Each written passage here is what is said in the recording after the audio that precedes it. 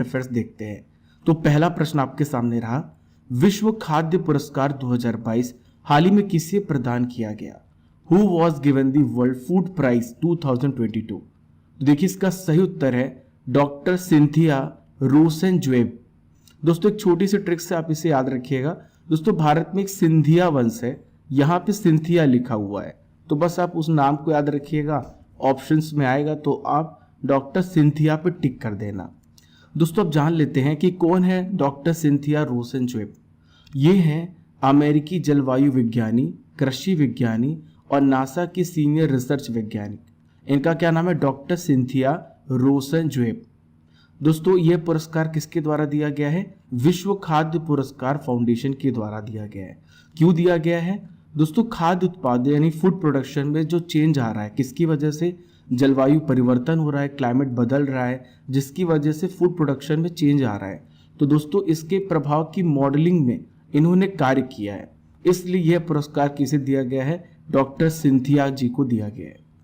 अब आइए दोस्तों यहाँ पे बात आ रही है खाद्य पुरस्कार की। आइए इसी भी डिटेल्स में समझ लेते हैं, ठीक है। यह एक अंतर्राष्ट्रीय यानी एक इंटरनेशनल प्राइज है, जिसे दोस्तों हम खाद्य और कृषि के लिए नोबेल पुरस्कार भी मानते हैं। इस पुरस्कार की शुरुआत कब से मानी जाती है? 1986 से। पहला विश्व खाद्य पुरस्कार 1987 में भारत में हरित क्रांति के जो फादर है, इनका क्या नाम है? Doctor MS Swaminathan. दोस्तों विश्व में हरित क्रांति के जनक कौन है? नॉर्मन बोरलॉग हैं, याद रखिएगा। तो दोस्तों यह पुरस्कार किस व्यक्तियों को दिया जाता है? जिन्होंने भुखमरी, हंगर को कम किया है और वैश्विक खाद्य सुरक्षा यानी वर्ल्ड फूड सिक्योरिटी को बढ़ाने में महत्वपूर्ण भूमिका निभाई है। दोस्तों विश्व खाद्य दिवस हर साल कब मनाया जाता है? 16 अक्टूबर को। कब मनाया जाता है? 16 अक्टूबर को। दोस्तों अब हम ये जान लेते हैं कि इसमें कितनी राशि प्रदान की जाती है। तो 2.5 लाख अमेरिकी डॉलर पुरस्कार राशि प्रदान की जाती है। दोस्तों 2021 में किसे प्रदान किया गया था पुरस्कार? तो भारतीय मूल की प्रसिद्ध पोषण वैज्ञानिक थी, न्यूट्रिशन साइंटिस्ट थी, इनका नाम है डॉक्टर शकुंतला हरक सिंह। यह पुरस्कार इन्हें प्रदान किया गया था। देखिए friends, second important current affairs आपके सामने रहा। भारत का पहला फ्लो केमिस्ट्री टेक्नोलॉजी हब ये कहाँ पे खोला गया है? वेरी वेरी इंपॉर्टेंट प्रश्न दोस्तों। तो where was India's first flow chemistry technology hub open? तो कहाँ पे खोला गया है? हैदराबाद में। कहाँ पर? हैदराबाद में। ये फैसला किसने लिया है? तेलंगाना सरकार ने लिया है कि फ्लो केमिस्ट्री टेक्नोलॉजी हब खोला जाएगा। अब वही समझते हैं कि इसमें क्या बनाया जाएगा, क्या किया जाएगा, किसका डेवलपमेंट किया जाएगा। दोस्तों ये फार्मा रिसर्च यानी दवाइयों में डेवलपमेंट के लिए, दवाइयों में विकास के लिए, रिसर्च के लिए कार्य किया जा रहा है, ताकि इसमें वैज्ञानिक क्षमता को बढ़ाया जा सके। दोस्तों इसका उद्घाटन किसने किया है? तेलंगाना सरकार के प्रधान सचिव, इनका क्या नाम है? जयस रंजन ने किया है। दोस्तों हमने यहाँ पे बताया आपको कि flow chemistry technology hub Bharat में पहला हब है। तो इसी प्रकार से भारत में कुछ हाल ही में पहले यानी फर्स्ट हुए हैं। तो आइए जान लेते हैं क्या क्या हुआ है। दोस्तों हाल ही में मैंने आपको पढ़ाया था, पहली आदिवासी स्वास्थ्य वेधशाला कहाँ पे खोली गई है? उड़ीसा में। इसरो ने दिसंबर 2024 में निर्णय लिया है कि शुक्र के लिए ये शुक्रयान भेजेगा। दोस्तों मैंने आपको ये भी बताया था, भारतीय नौसेना को क्या सौंपा जाएगा? पहला स्वदेशी विमान वाहक पोत INS विक्रांत सौंपा जाएगा। दोस्तों पूर्णिया में देश में पहला एथेनॉल प्लांट बनाया जाएगा। इसके अलावा दोस्तों union bank account aggregator framework ये लाइव होने वाला पहला सार्वजनिक बैंक बना है। अब हम बात करेंगे महाराष्ट्र राज्य की, जिसने हाल ही में माइग्रेशन ट्रैकिंग सिस्टम एप्लीकेशन को डेवलप किया है। जो श्रमिक माइग्रेट करते हैं उनके डेवलपमेंट के लिए यह एप्लीकेशन डेवलप किया गया है। देखिए friends, third important current affairs आपके सामने रहा। ई अधिगम योजना हाल ही में किस राज्य सरकार के द्वारा शुरू की गई है? तो ये फैसला हाल ही में किसने लिया है? हरियाणा राज्य ने। किसने? हरियाणा राज्य ने। अब आइए जानते हैं कि ई अधिगम योजना होता क्या है। दोस्तों इस स्कीम के तहत 3 लाख छात्रों को ऑनलाइन शिक्षा के लिए टैबलेट प्रदान किए जाएंगे। क्या प्रदान किए जाएंगे? टैबलेट, ताकि वो पढ़ाई कर सके, ताकि वो शिक्षा प्राप्त कर सके। दोस्तों सीएम कौन है यहाँ के? मनोहर लाल खट्टर हैं। इन्होंने रोहतक के महर्षि दयानंद विश्वविद्यालय में advance digital Haryana initiative of government with adaptive module, जिसे हम अधिगम भी कहते हैं, इस योजना की शुरुआत की है। दोस्तों ये जो टैबलेट है ना, ये एडाप्टिव लर्निंग सॉफ्टवेयर के साथ मिलेगा आपको और 2 GB का डेटा भी फ्री मिलेगा। दोस्तों ध्यान से सुनिएगा, ये सरकारी स्कूल के कक्षा 10th यानी क्लास 10th और क्लास 12th के स्टूडेंट्स को वितरित किया जाएगा, डिस्ट्रीब्यूट किया जाएगा। दोस्तों हमने यहाँ पे योजनाओं की बात की है, तो हाल ही में कुछ महत्वपूर्ण योजनाएं विभिन्न राज्यों में चलाई गई हैं। आइए एक नज़र उस पर भी डाल लेते हैं। तो सबसे पहले हम बात करेंगे स्कूल चलो अभियान। तो इसे यूपी सरकार के द्वारा शुरू किया गया है। लक्ष्य क्या है? विद्यालयों में 100% एनरोलमेंट सुनिश्चित करना। अगली योजना है हॉबी हब योजना। हॉबी से आप समझ गए होंगे, हॉबी को डेवलप करने के लिए दिल्ली सरकार के द्वारा इसे शुरू किया गया। चलिए नेक्स्ट है कौशल्या मातृत्व योजना। तो कौशल्या मातृत्व योजना छत्तीसगढ़ में शुरू हुई है। इसमें क्या होगा दोस्तों? दूसरी बेटी के जन्म पर महिलाओं को 5,000 रुपए की राशि प्रदान की जाएगी। दोस्तों डोनेटिव पेंशन पहल में क्या होगा दोस्तों? इस स्कीम के तहत नागरिक जो हैं घरेलू कामगारों, ड्राइवरों, घरेलू नौकरों सहित कर्मचारियों के लिए प्रीमियम का दान कर सकते हैं। भूपेंद्र यादव ने ट्विटर पर ये लिखा कि मैंने अपने घर पर मालिक को पेंशन दान देकर डोनेटिव पेंशन प्रोग्राम की शुरुआत की है। देखिए friends, fourth important current affairs आपके सामने रहा। हाल ही में मुख्यमंत्री मुफ्त सीवर कनेक्शन योजना किस केंद्र शासित प्रदेश में शुरू हुई है? दोस्तों ये फैसला हाल ही में किसने लिया है? दिल्ली सरकार ने। कहां पर लिया है? दिल्ली में लिया है। ठीक है दोस्तों, इसके तहत क्या किया जाएगा? करावल नगर और मुस्तफाबाद, कहां पर? करावल नगर और मुस्तफाबाद में 12 कॉलोनियों में मुफ्त कनेक्शन प्रदान किए जाएंगे और इस योजना के लिए सरकार ने 19 करोड़ रुपए आवंटित भी कर दिए हैं। देखिए फ्रेंड्स, मुख्यमंत्री मुफ्त सीवर कनेक्शन योजना के तहत 25,000 परिवारों को सीवर कनेक्शन मिलेगा, ताकि इसका उद्देश्य क्या है? सीवेज को यमुना नदी में गिरने से रोकना। अब हमारी पहली नॉलेज फैक्ट्री, नॉलेज का तड़का आपके सामने है। दोस्तों आज हम आपसे डिस्कस करेंगे बुक्स एंड ऑथर्स के बारे में। बहुत ही महत्वपूर्ण है, आने वाले एग्जाम में एक प्रश्न तो पूछ ही लिया जाता है, तो ध्यान से सुनिएगा। पहली बुक दोस्तों Modi at 20 dreams meet delivery. तो ये है ब्लू क्राफ्ट डिजिटल फाउंडेशन के द्वारा लिखी गई पुस्तक। नेक्स्ट है फ्रेंड्स टॉम्ब ऑफ सैंड, अंतर्राष्ट्रीय बुकर पुरस्कार के लिए इसे नॉमिनेट भी किया गया है। इसे गीतांजलि श्री के द्वारा लिखी गई है। नेक्स्ट है how to prevent next pandemic. तो दोस्तों ये बिल गेट्स के द्वारा लिखी गई पुस्तक है। नेक्स्ट है फियरलेस गवर्नेंस। तो फियरलेस गवर्नेंस किरण बेदी जी के द्वारा लिखी गई पुस्तक है। The little book of Joy. तो मैंने आपको कई बार बताया है और बार बार बताता जाऊंगा जब तक आपकी खोपड़ी में छेद करके ये प्रश्न अंदर नहीं चला जाए। तो दोस्तों इसे दलाई लामा और डेसमंड टूटू ने लिखा है। मिथिलेश तिवारी जी के द्वारा लिखी गई है उड़ान एक मजदूर बच्चे की। गुंडप्पा विश्वनाथ और आर कौशिक के द्वारा लिखी गई है wrist assured an autobiography. Vinod Rai जो कि पहले कैग रह चुके हैं दोस्तों, और ये क्या थे? लोकपाल बनाए गए थे बीसीसीआई के। तो दोस्तों इन्होंने लिखा है not just a night watchman, my innings in the BCCI. The boy who wrote an constitution, यह पुस्तक लिखी गई राजेश तलवार जी के द्वारा। देखिए friends, next important current affairs आपके सामने रहा। सीमा सड़क संगठन BRO, बॉर्डर रोड्स ऑर्गेनाइजेशन ने हाल ही में अपना स्थापना दिवस कब मनाया? तो दोस्तों बॉर्डर रोड ऑर्गेनाइजेशन ने हाल ही में अपना 7 मई को स्थापना दिवस मनाया है।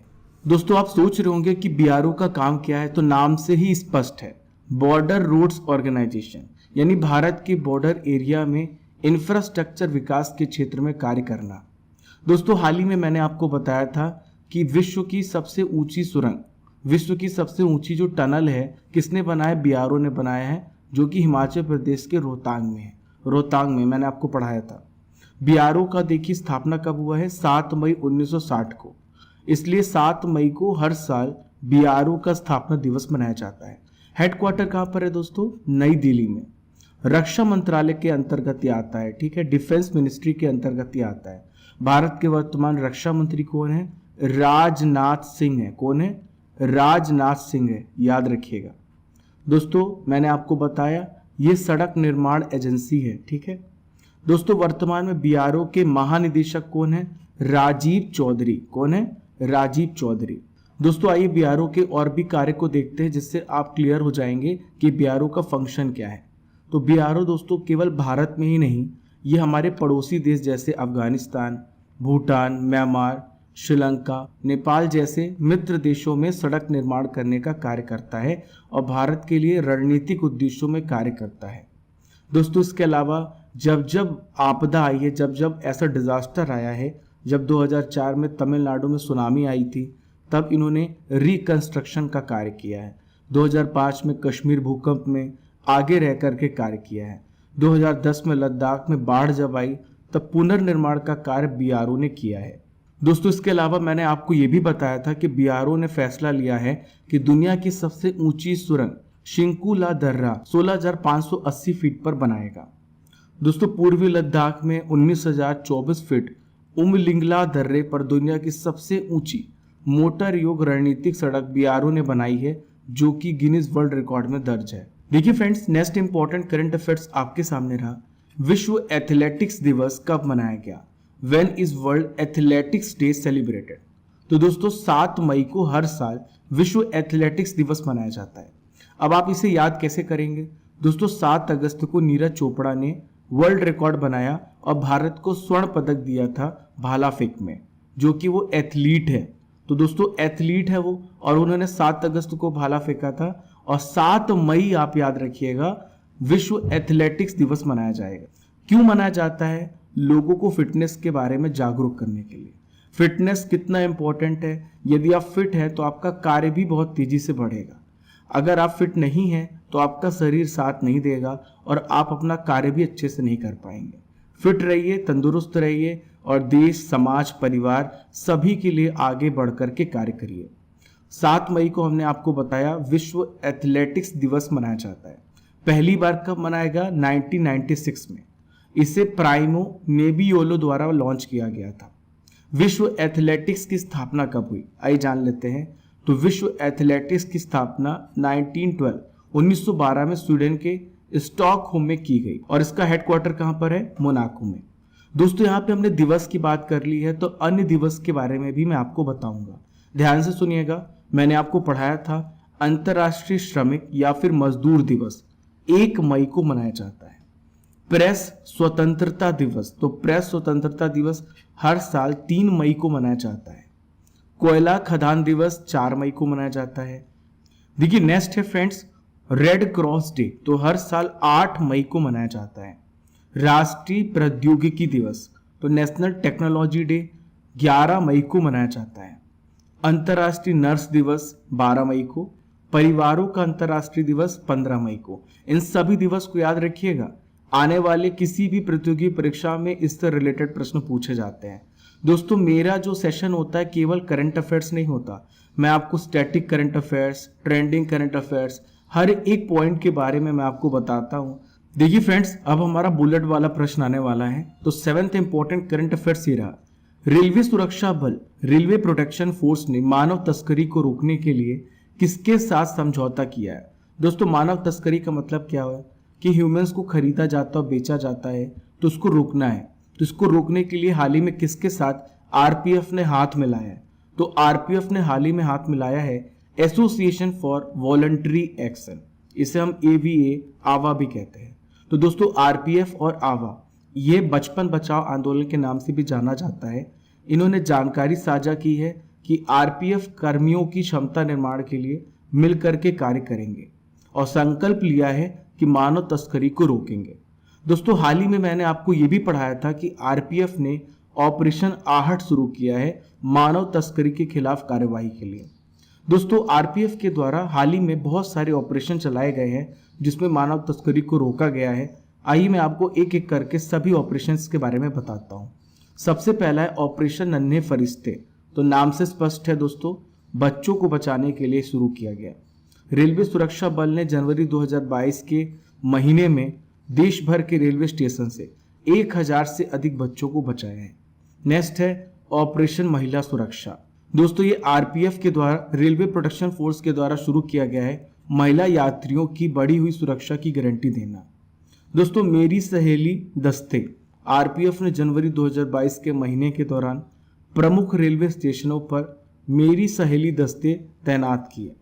दोस्तों इसके अलावा ऑपरेशन यात्री सुरक्षा, ऑपरेशन यात्री सुरक्षा किसके लिए है दोस्तों? अपराध के खिलाफ लड़ाई लड़ने के लिए राज्य पुलिस का सपोर्ट करने का। नेक्स्ट है मिशन जीवन रक्षा। तो दोस्तों आरपीएफ कर्मियों ने पिछले 4 सालों में रेलवे स्टेशन पर चलती ट्रेनों के पहिए से 1650 लोगों की जान बचाई है।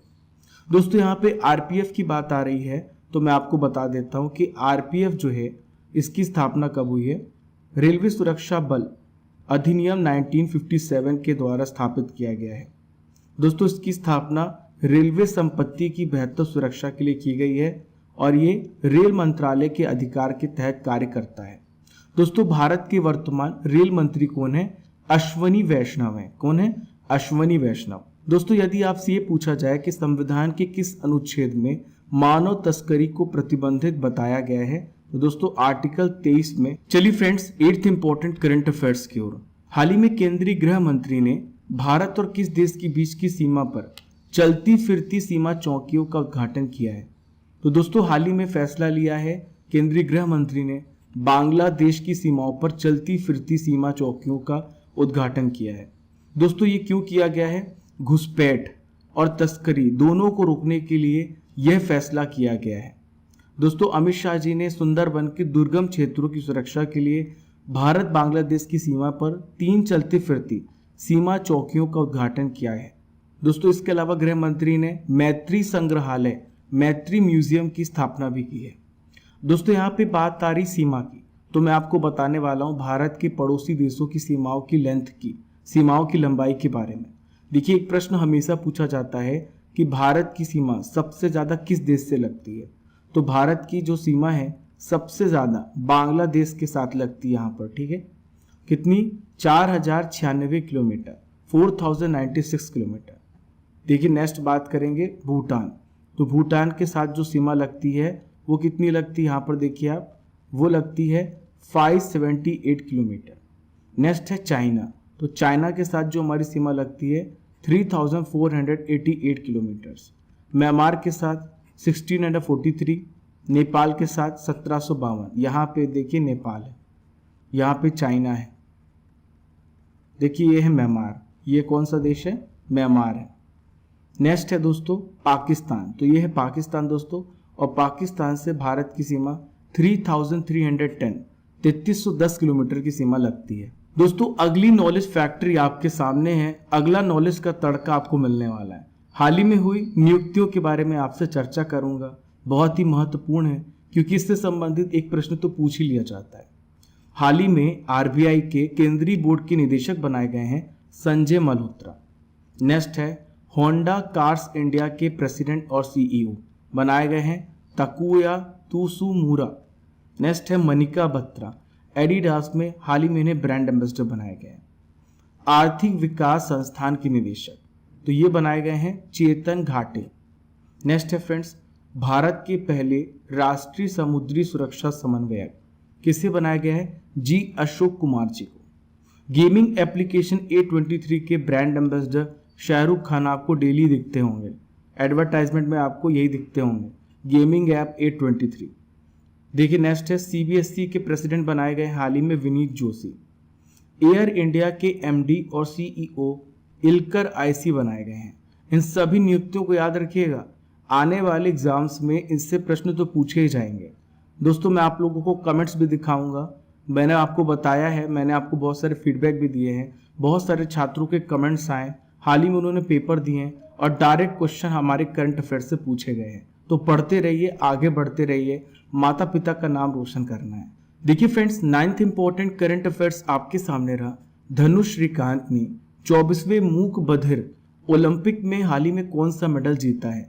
मैंने आपको बताया था दोस्तों कि मूक बधिर ओलंपिक चल रहा है, कहाँ पर? ब्राजील में। तो हाल ही में इन्होंने कौन सा मेडल जीता है? गोल्ड मेडल जीता है। दोस्तों निशानेबाज धनुष श्रीकांत ने ब्राजील के काक्सियास डो सूल में 24वें मूक बधिर ओलंपिक में पुरुषों की 10 मीटर एयर राइफल प्रतियोगिता में गोल्ड मेडल हासिल किया है। दोस्तों इसके अलावा बात करेंगे सौर सैनी की, तो सौर सैनी ने कांस्य पदक जीता है। देखिए फ्रेंड्स, मूक बधिर ओलंपिक में भारतीय बैडमिंटन टीम ने भी अच्छा प्रदर्शन किया है। फाइनल में जापान को 3-1 से हराकर भी गोल्ड मेडल जीता है। देखिए इस टैली में भारत कहाँ पे पहुंचा, 2 स्वर्ण पदक के साथ और 1 ब्रॉन्ज पदक के साथ भारत तालिका में कहाँ पर रहा, 8वें स्थान पर रहा है। दोस्तों आज का आखिरी महत्वपूर्ण करंट अफेयर्स आपके सामने रहा। हाल ही में किसको एथलेटिक्स इंटीग्रिटी यूनिट ने निलंबित किया है, सस्पेंड किया है? तो दोस्तों इनका नाम है कमलप्रीत कौर। क्या नाम है? कमलप्रीत कौर। ये कौन है? ये ओलंपियन डिस्कस थ्रोअर है कमलप्रीत कौर। इन्हें एथलेटिक्स इंटीग्रिटी यूनिट ने सस्पेंड कर दिया है। दोस्तों प्रतिबंधित पदार्थ का इन्होंने सेवन किया है और इस टेस्ट में ये पॉजिटिव पाई गई हैं और प्रोविजनली से सस्पेंड किया गया है। 29 मार्च को कमलप्रीत का टेस्ट किया गया था और उस नमूने में प्रतिबंधित पदार्थ, देखिए इसका क्या नाम है, स्टेनोजोलोल। फिर से बोल रहा हूँ, स्टेनोजोलोल, इस प्रतिबंधित पदार्थ का सेवन किया था और ये पाया गया है इनके बॉडी में, इस वजह से इन्हें सस्पेंड किया गया है। देखिए फ्रेंड्स, अब बारी है करंट अफेयर्स की रसमलाई यानी 2021 के इंपॉर्टेंट करंट अफेयर्स की। ध्यान से सुनिएगा। द मॉर्निंग कंसल्ट की सर्वे में दुनिया के अनुसार सबसे लोकप्रिय नेता कौन है? तो सबसे लोकप्रिय नेता बने हैं नरेंद्र मोदी। किस देश में दीपावली दिवस अधिनियम पेश किया गया है? यूएसए में। तो दोस्तों दीपावली के दिन यहाँ पे छुट्टी भी रहेगी। विश्व बॉक्सिंग चैंपियनशिप 2021 में भारत की किस मुक्केबाज ने ब्रॉन्ज मेडल हासिल किया? तो इनका नाम है Akash Kumar. National cancer awareness day 2021 कब मनाया गया? हर साल 7 नवंबर को मनाया जाता है। देखिए फ्रेंड्स, इसके अलावा अगर आपसे पूछा जाए कि विश्व कैंसर दिवस कब मनाया जाता है, तो विश्व कैंसर दिवस 4 फरवरी को मनाया जाता है। आज का आखिरी इंपॉर्टेंट करंट अफेयर्स ये रहा। कनाडा के द्वारा किस देवी की चोरी हुई मूर्ति को भारत को वापस करने का फैसला लिया गया है? तो दोस्तों इस मूर्ति का नाम है अन्नपूर्णा देवी जी की मूर्ति। दोस्तों अब हम चलते हैं best comments of the day पर। यहाँ पे मैं नाम लूंगा लोकेश कुमार जी का, दीपक यादव जी का। कल के वीकली करंट अफेयर्स में इन्होंने 38 स्कोर बताया, तो बहुत ही अच्छा स्कोर है दीपक यादव। पढ़ते रहिए और शेयर करते रहिए। दोस्तों लोकेश कुमार भी लिखते हैं कि ESIC एग्जाम में 25 GK क्वेश्चन आए थे, जिसमें से 24 क्वेश्चन के आंसर इन्हें आते थे और इन्होंने क्रेजी GK ट्रिक से पढ़ा है।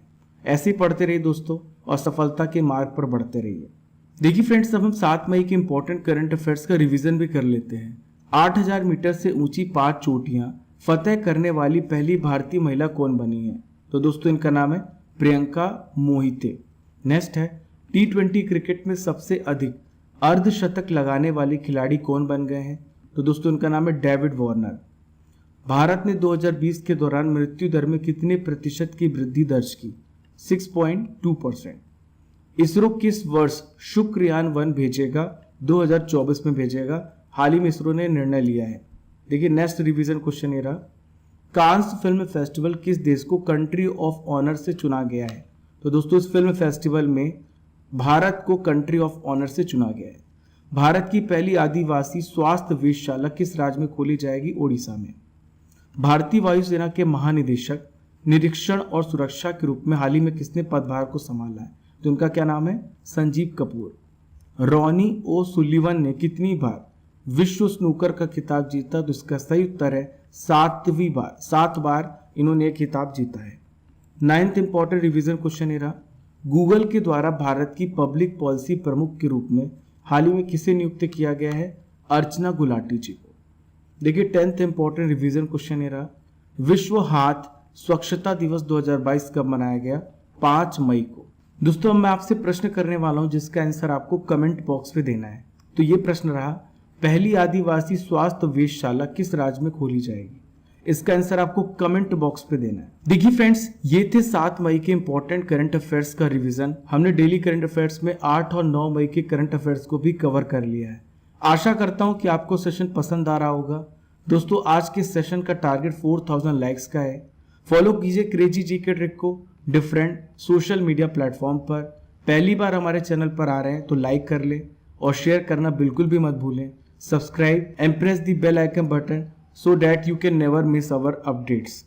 Keep liking, keep sharing your channel Crazy GK Trick. Thank you friends.